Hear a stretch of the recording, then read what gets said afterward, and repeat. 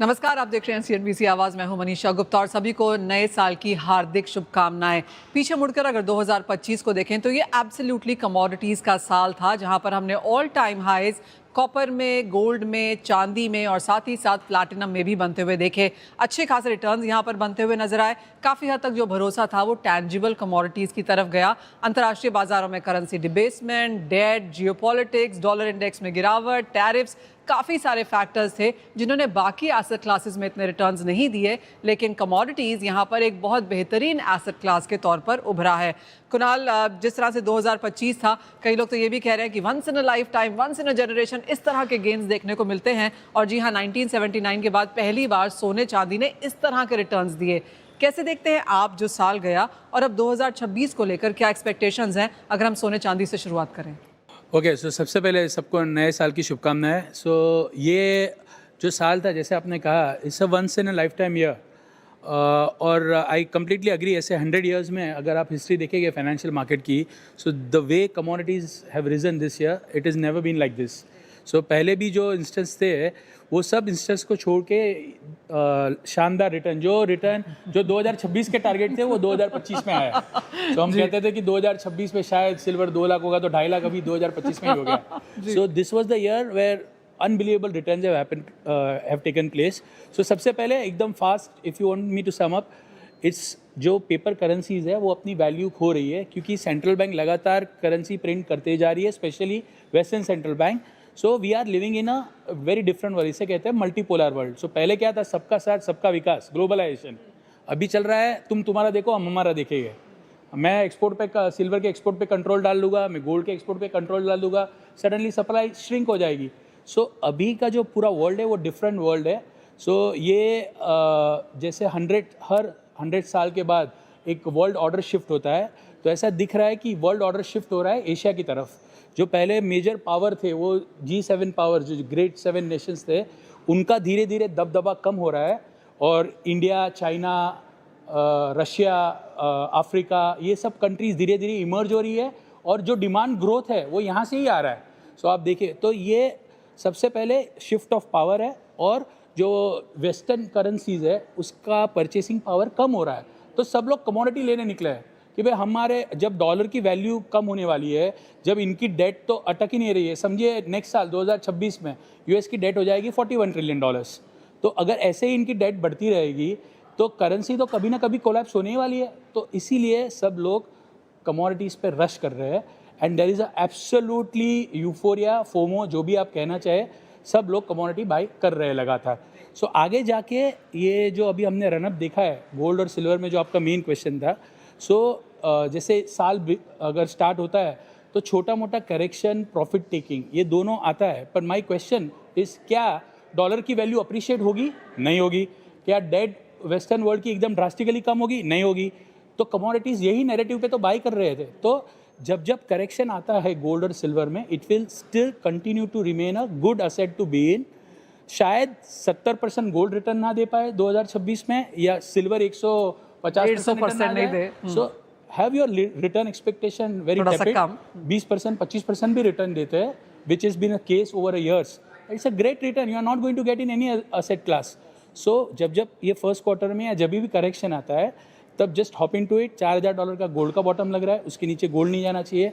और सिल्वर की बात करेंगे तो मेरी राय में $50, $55 ये सब बॉटम के लेवल है। सो जब करेक्शन आता है तब तक थोड़ा थोड़ा अक्यूमुलेट कीजिए, रिटर्न एक्सपेक्टेशन कम रखिए। सिल्वर $125, $150 मत सोचिए। इवन $90, $95 आता है, that is a good return. 75 से अगर 95 आता है तो it's extraordinary return. So still it will continue to be in flavour, और करेक्शंस पे बाय करने के लिए मैं गोल्ड और सिल्वर दोनों में रिकमेंड करूँगा। गोल्ड 4,650-700 के लेवल अगर आते हैं, that is a good target, reasonable, realistic. And silver again $95 to $100। So don't have a swanky. अगर हो जाता है तो अच्छा है, बट फिर भी थोड़ा सा कंजर्वेटिव लेके चलना यहाँ पर बेहतर है, देना अच्छा रहेगा। आप कैसे देखते हैं सोना चांदी? शॉर्ट तो करना ही नहीं चाहिए, डिप्स पे बाय करना चाहिए, ये तो बड़ा क्लियर हो गया नए साल में। एब्सोल्युटली मनीषा, सबसे पहले तो शुभकामनाएं नए वर्ष की आपको और सब व्यूअर्स को। Gold and silver particularly portfolio diversification के लिए अब एक बहुत इम्पॉर्टेंट एसेट क्लास बन गया है। एंड जैसा अगर हम आपके पहले भी बात पोर्टफोलियो में कर इस बार सोना चांदी नहीं था तो यू आपने हैव फोमो वाला वो, अब मैं कुछ मिस आउट कर गया बहुत बड़ा rally. So around 10% of that should always be part of your portfolio. So first thing is that. Now let's talk about commodities.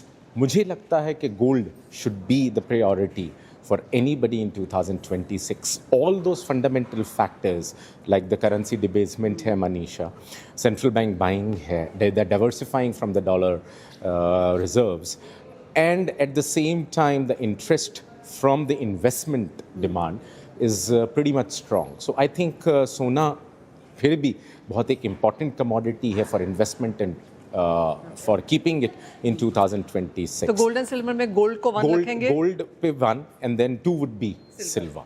But on the base metal side, I think this year which मतलब कि ये 2026 copper के लिए बहुत अच्छा हो सकता है.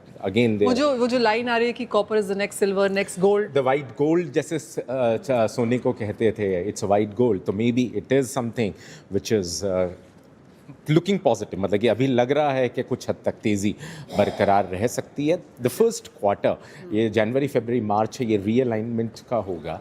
And I think post that once the market settles to an extent, we have seen too much of havoc both sides, ups and downs. So थोड़ा सा मार्केट सेटल हो जाए, then people can take a cautionary approach. वो थोड़ा सा, मेरा तो view यही रहेगा कि थोड़ा सा साइड रहिए, और जब मार्केट में अपॉर्चुनिटी मिले और लगे कि फंडामेंटल अपॉर्चुनिटी के लिए बिल्कुल वैलिड हैं, तब मार्केट में एंट्री करनी चाहिए. विजल, खरीदारी तो सोने चांदी में करनी चाहिए, वो तो बड़ी क्लियर सी बात है. यहाँ पर जिस तरह के रिटर्न्स हमने आते हुए देखे हैं, यहाँ पर एक नए पार्टिसिपेंट्स यहाँ पर आएंगे. 2026 क्या क्या नया लेके आएगा यहाँ पर सोने और चांदी के लिहाज से? फर्स्ट ऑफ ऑल नए साल की शुभकामनाएं. सो आई थिंक जो रैली स्टार्ट हुई है वो इतनी जल्दी डिसिपेट तो नहीं होगी.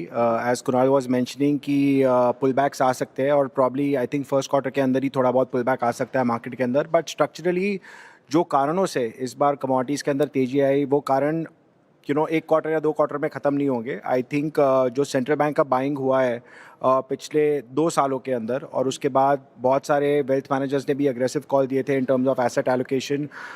ग्लोबली भी अगर आप देखें तो कमोडिटीज़ के अंदर जो AUM हम लोग गिनते हैं, that has stopped almost about $1 trillion. So I think market will be positive, और अगर कोई बड़ा सा डिप आता है मार्केट के अंदर तो enough and more people will participate in this real assets. So I think returns थोड़े एक्सपेक्टेशन आप अगर टेपर करते हैं तो it becomes part of the structural portfolio allocation जो क्लाइंट्स को रखना चाहिए कमोडिटीज़ के अंदर. एंड डिफ़िकल्ट है 2026 में बोलना कि कौन सा कमोडिटी नंबर 1 रहेगा, बिकॉज बहुत सारे एज यू वाज मेंशनिंग के रिटर्न्स एक ही साल में आएंगे जो हम लोग ने प्रेडिक्ट किए थे, आज नेक्स्ट 2-3 साल में आएंगे.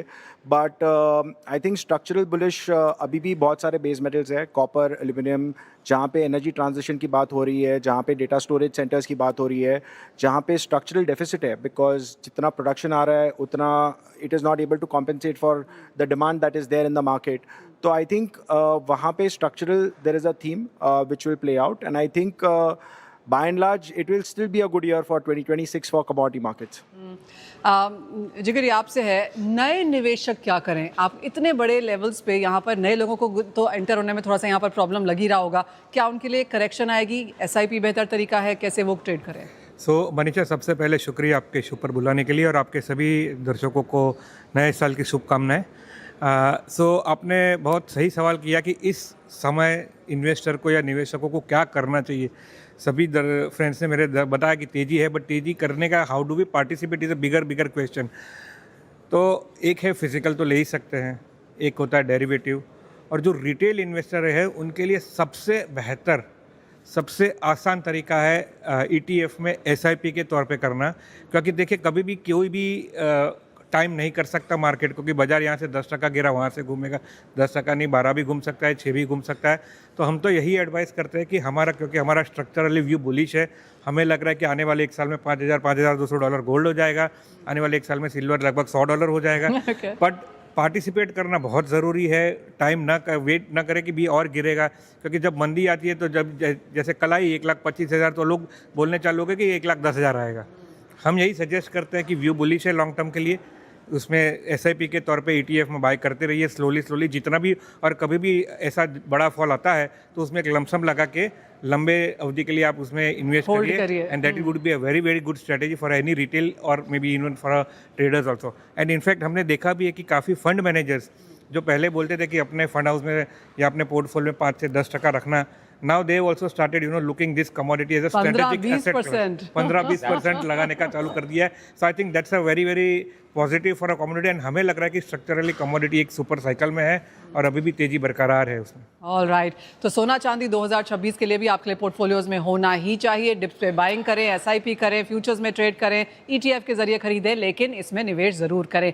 वेल, इसी के साथ एक छोटे से ब्रेक का भी समय है। सोने चांदी की बात तो हमने की, लेकिन पिछले साल हमने यहाँ पर कॉपर, एल्यूमिनियम, जिंक सभी में तेजी आते हुए देखी। 2026 रेयर अर्थ्स को लेकर, रिसोर्सेज को लेकर, ग्रीन एनर्जी को लेकर शायद और भी स्ट्रॉन्ग मूव्स दिखाता हुआ नजर आएगा। इन सब के बीच मेटल्स में क्या करना चाहिए, इस ब्रेक के बाद बताएंगे आपको। स्वागत है आपका, आप देख रहे हैं CNBC आवाज़, और 2026 का ये पहला शो हम आपके लिए MCX मुंबई से लेकर आए हैं, जहां पर ऑफ कोर्स कमोडिटीज़ का ये साल रहा है और 2026 में माना जा रहा है कि सिर्फ सोना चांदी ही नहीं, जिसके बारे में हम बात कर चुके हैं, लेकिन मेटल्स में अच्छी खासी तेज़ी भी देखने को मिल पाएगी। विरल, आप लोगों ने यहाँ पर बात किया कि वेदर इट्स अबाउट रिन्यूएबल्स है, रेयर अर्थ्स है, टैरिफ्स है, सभी कंट्रीज अपने रिसोर्सेज रखना चाहती हैं, AI, डेटा सेंटर्स, सभी कुछ यहाँ पर एज अ नैरेटिव बिल्डअप होता हुआ नजर आ रहा है। Within metals as well, copper में हम ऑल टाइम हाई देख चुके हैं, आपने कहा कि यहाँ पर और भी नए हाईज देखने को मिल सकते हैं। क्या करना चाहिए, क्या कुछ यहाँ पर फंडामेंटल्स वॉच करने चाहिए, और कैसे मेटल्स को आप यहाँ पर रैंक करेंगे?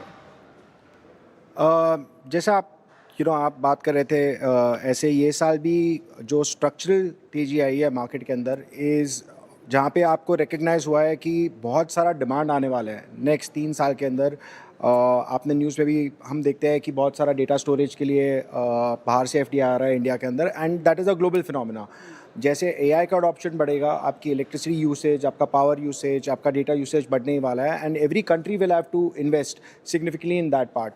अभी इसके चलते जो डिमांड आई है वो सप्लाई मैच नहीं कर सकती बहुत शॉर्ट टाइम के अंदर। Over a period of next 3-4-5 years आपका ज़्यादा माइन सप्लाई आ सकता है, but in a short period of 3 to 6 months और 1 year your supply can not increase that much. So I think दोनों मेटल्स कॉपर और aluminium structurally बहुत bullish है, and जैसे हर एक कंट्री खुद की एनर्जी सिक्योरिटी के लिए काम करता है, जहाँ पे पहले हम लोग बात करते हैं जब क्रूड ऑयल सुपर साइकिल में था, that every country will have their own storage sites and everything else.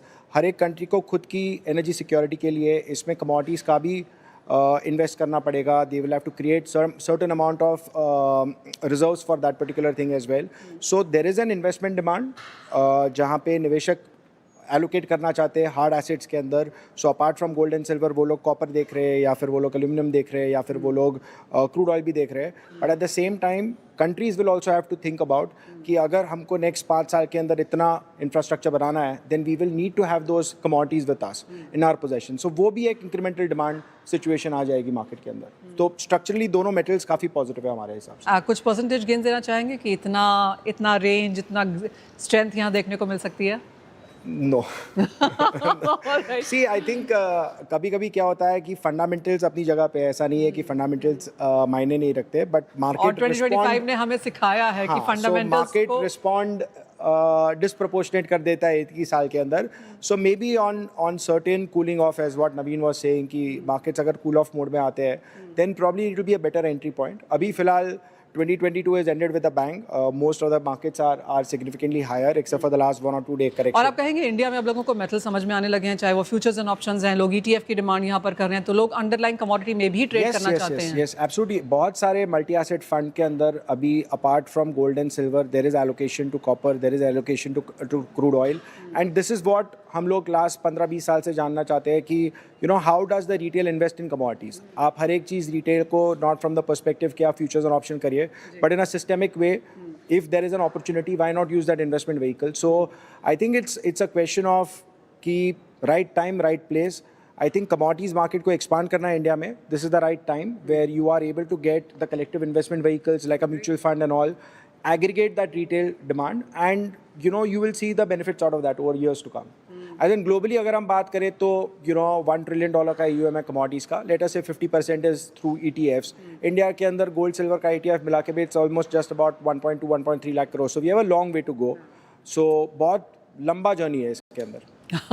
Kunal, आप कैसे देखते हैं मेटल्स को? और विरल ने सब कुछ समझाया एक्सेप्ट द प्राइसेस। बुलिश ये भी है, लेकिन कितने बुलिश आप हैं? सो विरल ने जो डिमांड के लिए किया, so I will not repeat that, but demand में मैं ऐड करना चाहूँगा that the demand is coming from the total. आप देखिए ब्रिक्स इकोनॉमी से डिमांड आ रही है। India is growing at a double digit growth rate in copper, the copper demand is concern. So actually देखेंगे चाइना 14 मिलियन टन और India आप देखेंगे right now 2 million ton conservatively, और इंडिया 10% डिमांड ग्रोथ से grow हो रहा है। सो actually Indian demand is higher than the Chinese World demand growth rate. So I think this is once in a lifetime opportunity. From here India 2 million ton से 4 million ton की ओर copper में जाता हुआ नजर आ रहा है। पावर सेक्टर इंडिया में we all know what kind of potential it has for growth in next 5 years। तो डिमांड हो गया, अभी बात करेंगे सप्लाई की। सो कॉपर की जो मेन माइंस है उसमें क्वालिटी ऑफ ओर्स है वो डिक्लाइन होने लगे है। सो नई सप्लाई जब तक रिस्पॉन्ड नहीं करती है, जिससे टाइम लगता है, तो सप्लाई साइड पे शॉर्टेज है। और ऊपर से जो रिवॉल्यूशन होता है उसका अपोजिट वर्ड होता है इनवॉल्यूशन। और ये this is for real because US ने टैरिफ लगाया है चाइना पे या पूरे वर्ल्ड पे। चाइना ने कह दिया है कि भाई अभी तुमने टैरिफ लगाया है, हम सप्लाई कम करते हैं कमोडिटी की। अभी यूएस का इन्फ्लेशन ही समझो 5% हो जाएगा, कॉपर हो जाएगा 2000 रुपया फॉर एग्जाम्पल, तो कौन सा मेड इन यूएस है? So it's going to be very difficult with this kind of, आज की तारीख में the way commodity prices are moving up, it's a major threat to the global growth। अगर ऐसे ही commodity बढ़ रही है, prices बढ़ेंगे, so ऐसे टाइम पे चाइना ने नया वेपन फेंक दिया है वर्ल्ड के ऊपर, इन्वॉल्यूशन। हर एक कमोडिटी में, मेटल्स में mainly, they are going to cut back the production. So तेजी है आगे। कितनी तेजी अभी है? मैं बता रहा हूँ आपको, मैं जब 1000 रुपये कॉपर का प्राइस था तब मैंने $13,500 का टारगेट आपके ही शो पे हमने किया था। And copper, I think this year copper has a potential to test $15,000 conservatively, and I think it's going to take place because the smelting capacity, I am expecting 2026 में 20% स्मेल्टिंग कैपेसिटी बंद हो जाएगी। 1% जो नए कॉन्ट्रैक्ट साइन हुए हैं वो $1 पे साइन हुए हैं, ट्रीटमेंट रिफाइनिंग चार्जेस। तो मैं कॉपर स्मेल्टर होगा तो मैं कॉपर प्रोड्यूस क्यों करूं? So I think we are going to see a big upside. और aluminium number 2, copper will be the new gold for this year. Aluminium follow करेगा? Obviously it will follow, but aluminum size of the market is pretty big, so it is going to take time। और China की capacity, China क्या करता है, capacity कम करता है, फिर price बढ़ जाता है, फिर से चालू कर देता है, तो वो भी उनका देखना पड़ता है। ये एक अलग ही फंडामेंटल है। सो आई थिंक वो चाइना 50% चाइना है एल्यूमिनियम में, सो इसलिए एल्यूमिनियम सेकंड प्रेफरेंस है। बट कॉपर साउथ अमेरिका है, कॉपर खाली है वहाँ पे अभी, तो चलने वाला है। Copper is the new gold. Okay, आप तो पेपर्स भी लेके खड़े हैं, क्या पढ़ के सुनाने वाले हैं? Okay, so certain numbers, Manisha, for you. For the viewers, copper LME, 42% rise this year. MCX copper, 70%. 57%. Aluminium, around 16.5 for dollar terms, LME. And the MCX is 18%. Structurally, बहुत सारे changes हैं. The global consumption, the demand is expected to rise by around 35%. The supply stress is anyway there. The mines, as Viral said earlier, mines इतनी जल्दी आते नहीं हैं. मतलब कि you can't have the excess capacity just on a click of a button. Here it is. So physical commodities में सबसे बड़ा challenge यही है, Manisha. So I think copper and aluminium would continue to be the commodities on the industrial side to look into. And as I said earlier, copper would be number one commodity to see the gains for this particular calendar year in 2026. All right. Copper is the new gold, Jigar? सो बिल्कुल हमें लग रहा है कि जिस हिसाब से price move हो रहा है, ग्लोबल जो फंडामेंटल्स जैसे कुणाल ने, विरल ने, नवीन ने अनफोल्ड किया, आई थिंक डिमांड तो आने वाली है और सप्लाई कंस्टेंट डेफिनेट। और बेसिकली उसमें प्रोडक्शन में ऐसा है कि ओवरनाइट आप प्रोडक्शन नहीं बढ़ा सकते। अगर एक अभी बीच में हमने इंडोनेशिया में देखा था 1.5 साल लग गया। सो दैट वो सब जो इंसिडेंट होते हैं तो उसमें बहुत समय लगता है प्रोडक्शन बाहर आने को। और इस बाजू जैसे AI का है या ग्रीन एनर्जी की जो डिमांड बढ़ रही है, मार्केट एक्सपेक्ट कर रहे हैं कि 2 से 3 टाइम उसकी डिमांड बढ़ेगी। तो दैट्स दी एक्सपेक्टेशन। तो डिमांड तो कंटिन्यूस बढ़नी है, सप्लाई डेफिनेटली कम रहेगा या ओवरनाइट बढ़ेगा नहीं। तो डिमांड सप्लाई में गैप बढ़ता रहेगा और जैसे जैसे डिमांड सप्लाई गैप बढ़ता रहेगा प्राइस ऊपर आता रहेगा। And I think the way the economy will unfold, I think there will be a good demand. So metal side में हमें लग रहा है कॉपर काफ़ी तेज रहेगा। आने वाले 1 साल में हमारा टारगेट लगभग 1550 से 1600 रुपये का है, जो अभी लगभग 1150 1250 के आजू बाजू चल रहा है। and the second bet is the aluminum. Okay एक फाइनल फायर साइड के तौर पर आप सबके पास आऊँगी एनर्जी के लिए जानने के लिए, क्योंकि यहाँ पर स्ट्रीट काफ़ी डिवाइडेड है कि ये 50 जाएगा, 60 जाएगा या 70 जाएगा, तो एक बहुत बड़ी रेंज बनती हुई नज़र आ रही है। जिगर अगर आपसे ही स्टार्ट करें, आपको क्या लगता है पॉजिटिव ऑन एनर्जी और नॉट सो मच, क्योंकि 3 साल के डिक्लाइंस हैं, 23, 24 और 2025 में नेगेटिव में कच्चा तेल बंद हुआ है, 26 में क्या रेंज है? सो हमें लग रहा है यहाँ से क्रूड ऑयल में ज़्यादा मंदी नहीं लग रही है, क्योंकि cost of production will definitely come into the picture. तो उस हिसाब से हमें लग रहा है कि क्रूड ऑयल यहाँ से थोड़े नीचे जाके बॉटम बना के ऊपर वापस जाएगा, तो क्रूड में आगे आने वाले 1 साल में तेजी लग तो रही है। शॉर्ट में नहीं करना है। आपको भी लगता है कि मंदी में अब यहाँ पर नहीं रहना चाहिए कच्चे Exactly, तेल पे? Manisha. Okay. So I also believe in the same view. मतलब कि बहुत हद तक जियोपॉलिटिक्स जो हैं वो कुछ हद तक इस साल सुधार हो जाएगा. Russia Ukraine would somehow we will reach some kind of a peace deal. Gaza and all those Middle East stuff would continue for some time, but we won't have too much of a pressure on the economy. So I think the crude I am seeing at around $55 currently. We would see approximately $60 to $62 for this particular year. तो mid 50s to mid 60s। Energy market as आप जो बता रहे थे लास्ट 2 साल से it has underperform and I think one event is there जो पूरी दुनिया राह देख रहा है about some sort of a peace between Ukraine और रशिया के बीच में। यूक्रेन और रशिया के बीच में which could have temporary downside exposure to crude market, but overall if globally अगर इंटरेस्ट रेट्स कम होते जा रहे हैं एंड प्लस अगर global markets will start reviving a little bit in terms of global growth picking up, because last 1 साल में दुनिया में जो तेजी आई है and specially for lot of countries that have done very well, it is a lot to do with the entire AI theme. So if वो आप हटा दो then you know your metal contracts, your precious base metals have done very well. So I think it's about time कि जो सबसे underperforming asset class है उसमें allocation आएगा market के अंदर. I think smart money will possibly get into crude as well. And once we hit the bottom, whether it happens in the next 3 months, 6 months, I think overall the recovery should be good. Kunal, final word. अगर crude गिरा peace deal से तो जितना तेज़ी से गिरेगा उतना double बढ़ेगा. तो if it falls it will really cause major problem in US. And believe me, मैं स्टडी करता हूँ यूएस में जो शेल बेसिन्स है वो एग्जॉस्ट होना स्टार्ट हो चुके हैं. ओके, सो यहाँ से 14 मिलियन से यूएस का शेल आउटपुट 16 भी नहीं जाएगा. यहाँ से वो पहले 13 या 12 होगा. Okay, so that is one. सब कंट्रीज़ अभी यूएस है, चाइना, सब कंट्रीज़ ये रेट पे अपना जो पेट्रोलियम रिजर्व है SPR जो कहते हैं वो बिल्टअप करना चालू करे. नंबर 2 और थर्ड मोस्ट बुलिश रीज़न जैसे जो मुझे लग रहा है कि ये जो यूएस का और ईरान का भी जो नया जो चालू हुआ है तो इसमें तो it can really flyer up. So I think सबसे मतलब सेफ रिटर्न आपको अगर लॉन्ग साइड पे मिलेंगे तो ऑयल में मिलेंगे. शायद आपका पेशेंस थोड़ा लगेगा, बट $65 $70 ऑयल जाने के लिए लग रहा है WTI. वाह, काफ़ी बुलिश कॉल्स हमने यहाँ पर कच्चे तेल में भी आते हुए देखे हैं. यानी कि 2026 फिर से यहाँ पर कमोडिटी का साल रह सकता है जहाँ पर सोना चांदी लेके काम करना है, कॉपर नया गोल्ड है, एल्यूमिनियम में खरीदारी करें, कच्चा तेल आपको अच्छे रिटर्न्स देगा. यानी कि 2026 में भी खरीदारी करके ही काम करना है. आप सभी का बहुत शुक्रिया आज हमारे साथ यहाँ पर बढ़ने के लिए. आप सभी को नए वर्ष की बहुत बहुत शुभकामनाएं. Thank you very much.